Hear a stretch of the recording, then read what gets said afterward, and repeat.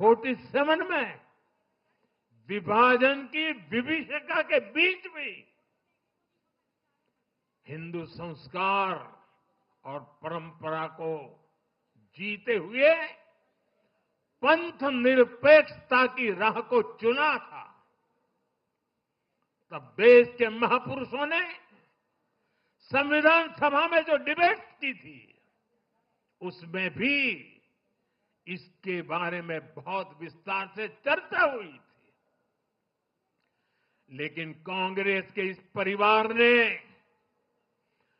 झूठे सेक्युलरिज्म के नाम पर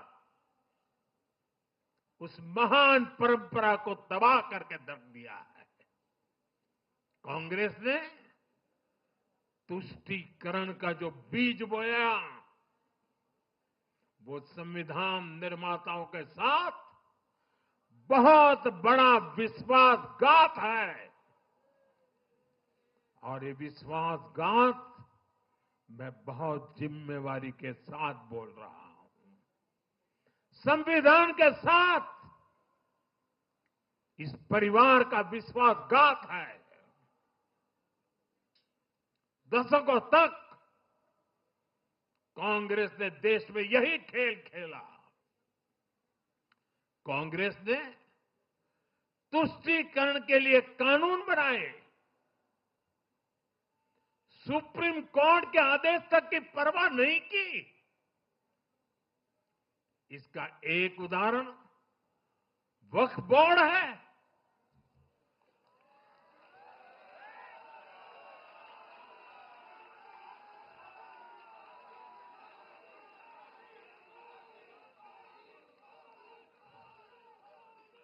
दिल्ली के लोग तो चौंक जाएंगे। हालात ये थी कि 2014 में इन लोगों ने सरकार से जाते जाते दिल्ली के आसपास की अनेक संपत्तियां वक्फ बोर्ड को सौंप दी थी।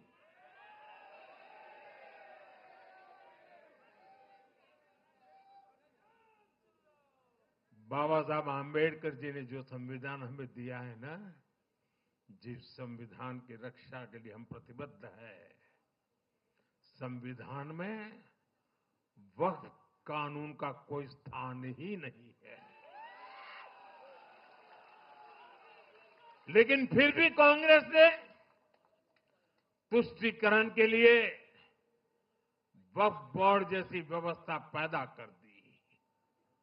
ये इसलिए किया गया ताकि कांग्रेस के परिवार का वोट बैंक बढ़ सके। सच्ची पंथ निरपेक्षता को कांग्रेस ने एक तरह से मृत्यु दंड देने की कोशिश की है।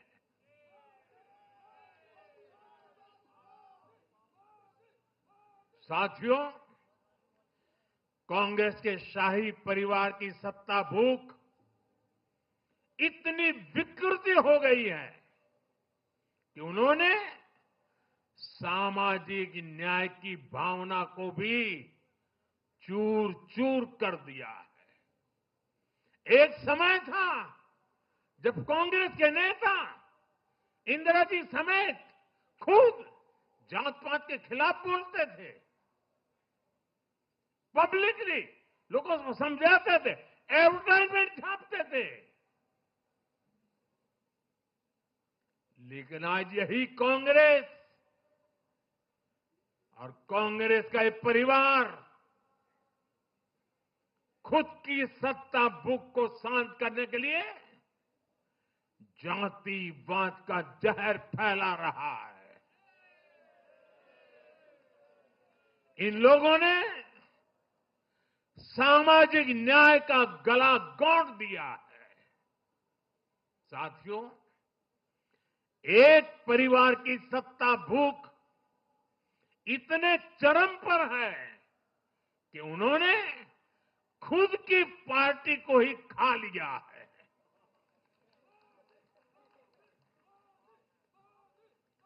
देश के अलग अलग भागों में कई पुराने जमाने के कांग्रेस कार्यकर्ता हैं। पुरानी पीढ़ी के लोग हैं जो अपने जमाने की कांग्रेस को ढूंढ रहे हैं। लेकिन आज की कांग्रेस के विचार से, व्यवहार से, आदत से उनको ये साफ पता चल रहा है कि ये वो कांग्रेस नहीं है। इसलिए कांग्रेस में आंतरिक रूप से असंतोष बहुत ज्यादा बढ़ रहा है। उनकी आरती उतारने वाले भले आज इन खबरों को दबा के रखे, लेकिन भीतर आग बहुत बड़ी है। असंतोष की ज्वाला भड़क चुकी है। सिर्फ एक परिवार के ही लोगों को कांग्रेस चलाने का हक है। सिर्फ वही परिवार काबिल है, दूसरे नाकाबिल हैं।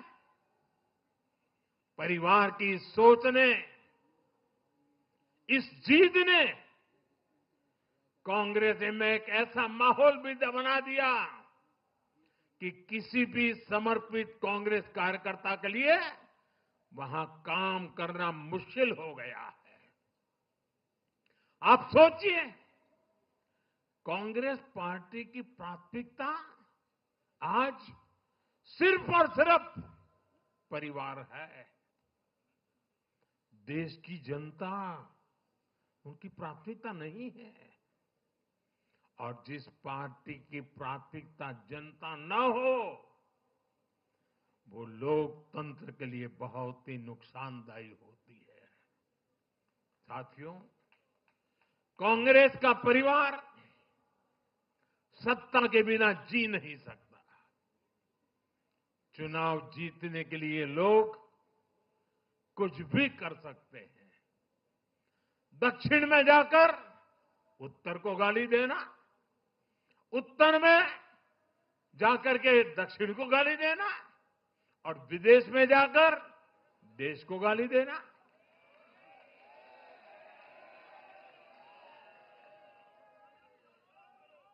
और अहंकार इतना कि ना किसी का मान, ना किसी की मर्यादा, और खुलेआम